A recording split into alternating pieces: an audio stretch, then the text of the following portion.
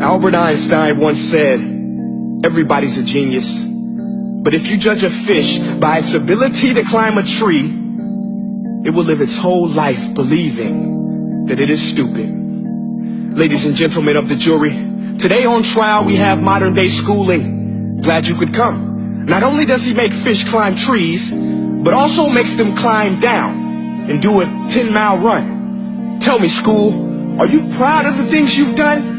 Turning millions of people into robots, do you find that fun? Do you realize how many kids relate to that fish swimming upstream in class, never finding their gifts, thinking they are stupid, believing they are useless?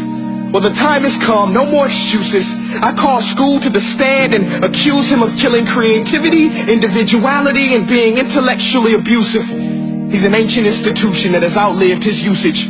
So, Your Honor, this concludes my opening statement, and if I may present the evidence of my case, I will prove it. Proceed. Exhibit A. Here's a modern day phone. Recognize it? Here's a phone from 150 years ago. Big difference, right? Stay with me. Here's a car from today, and here's a car from 150 years ago.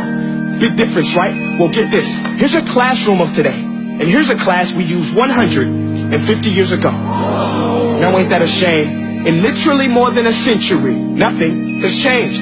Yet you claim to prepare students for the future? But with evidence like that, I must ask, do you prepare students for the future or the past?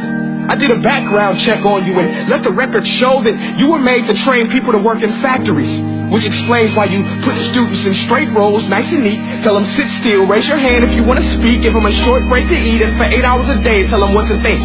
Oh, and make them compete to get an A letter which determines product quality, hence grade A of meat.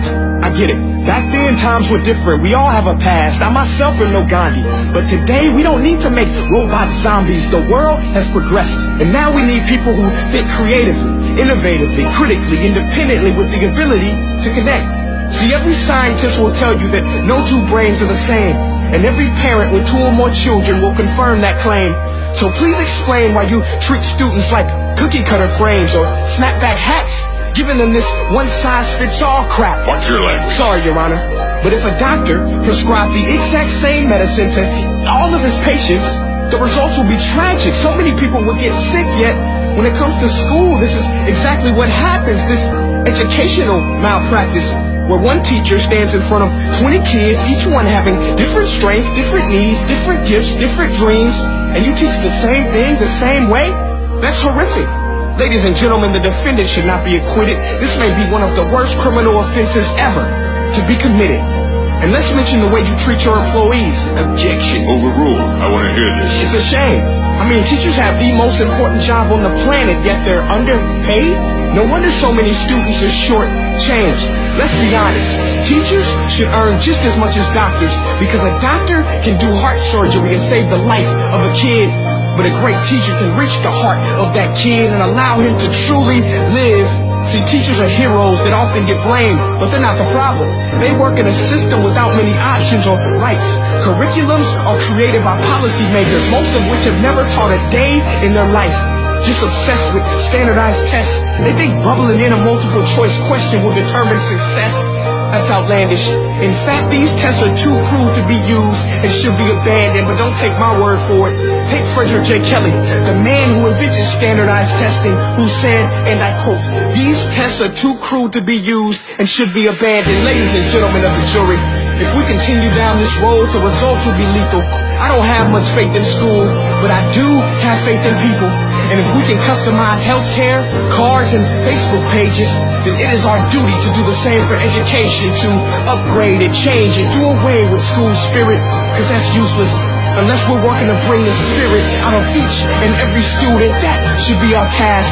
No more Common Core. Instead, let's reach the core of every heart in every class. Sure, math is important, but no more than art or dance. Let's give every gift an equal chance. I know this sounds like a dream, but countries like Finland are doing impressive things.